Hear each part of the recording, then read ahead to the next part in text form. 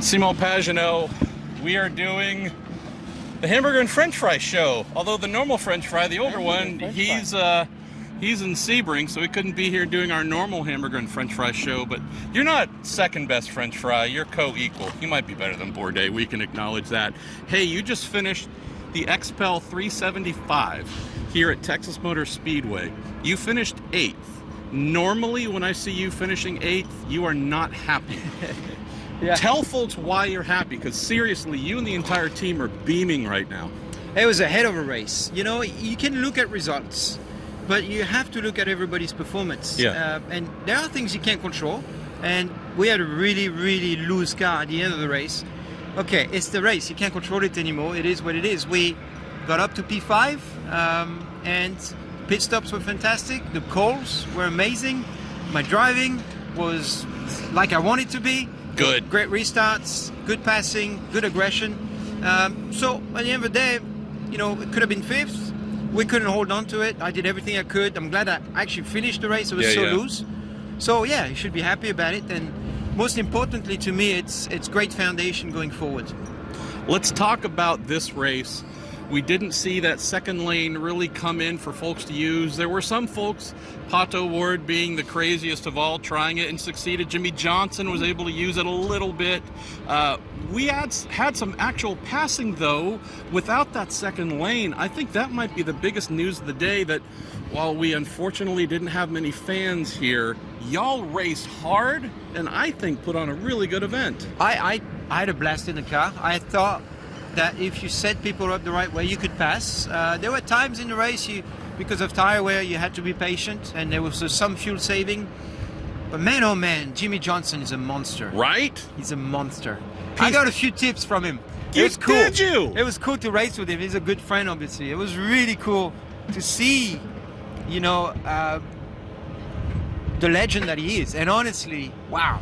Yeah, I was impressed. It's going to be fun to see what he does in Indy. He was P5 there until just the last couple of laps, fell down to P6, but nonetheless, a big day for Team Penske, obviously. Joseph Newgarden getting his teammate, Scott McLaughlin, your former teammates and friends, right at the finish line, won by 0.0669 of a second, just nothing. Kind of ripped Scotty's heart out trying to go 2-0 to start the season. Power had a good start to the year. Marcus Ericsson on the pole. Who says a guy who spent most of his career... Felix. Felix. I'm sorry. Yes, Marcus finished third. Felix. I mean, it's all about nationality here, you know. You're from Finland, if I recall. Yeah. No, I'm actually from Kentucky. You can hear the accent. Marcus, obviously, third there, showing yet again that you don't have to spend your entire life training on ovals here yourself. Again, so many folks showing that you can come to IndyCar and master this very American discipline. It's something that you love as well, too. I just love the result today, seeing how everybody did. Yeah, it was, well, I think, first of all, credit to IndyCar. I think the aero package was right.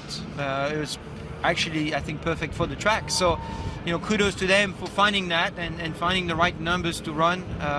The barge board, I think, made a good effect on the aerodynamics of the car, and we could race. What did it do? For folks who don't know what that extra 150 or so pounds of downforce did, confidence and also the ability to pull off passes, it looked like coming out of turn 2 is where folks could really get a run, or sweeping into turn 1. Tell folks what that did. Well, so adding downforce to your car, it's the opposite of the plane taking off, right? That's speed. So the more speed, the more it sucks to the ground.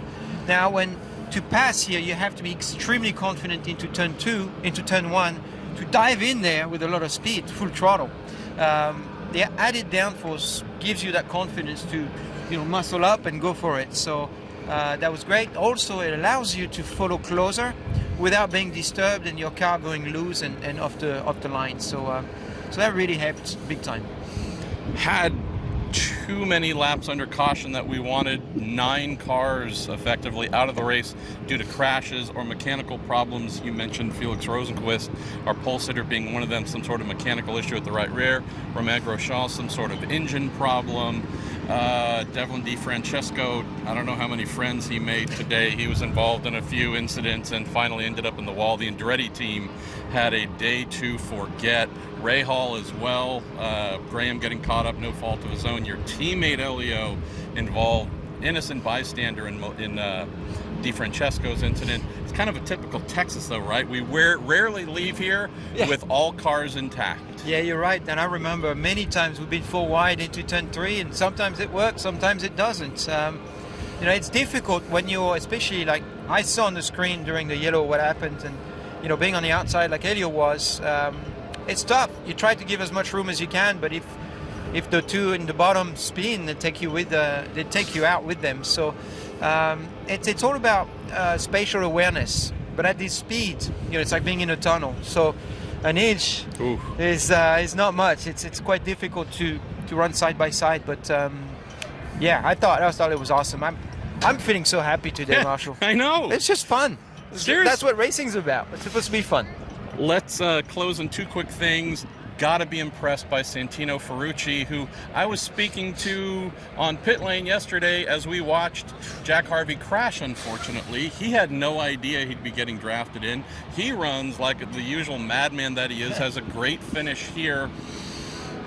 Let's close, though, on you, this team, and momentum. So, leaving here, going to Long Beach, then we start getting into the stuff that you really love. Long Beach, getting to the Indy Road Course, Indy 500. Would I be right in saying the Meyer Shank Racing team, especially with the number 60 car, feeling like there's something starting to gel here? Definitely. I think that's why everybody's beaming. It's like you could feel the chemistry has really started. You know, we have a lot of speed. We had a speed in St. Pete. Believe we could have qualified even better. We didn't do so well for many reasons in the race, and I was part of it. But then we come here and we reset, and it was good. And you know, the week after St. Pete is what actually made this happen today. And very proud of everybody for being so open-minded and trying to adjust like we are. So it's working. It's working. Long Beach is my favorite place. It's also Elio's. So hopefully we can qualify really well and race up front. How's that for a hamburger and French fry show? In and out. All right. In and out. Fair enough. We don't want to get Bourdais suing us. I gotta go across trademark. the street actually for dinner. Got a hamburger and In-N-Out show here with Simon Pagenaud. Thank you, brother. Done here in Texas. Just a couple weeks, we'll be reconvening in Long Beach, spiritual home of a lot of things. Can't wait. Thanks for tuning in this weekend on RACER.com. Thank you.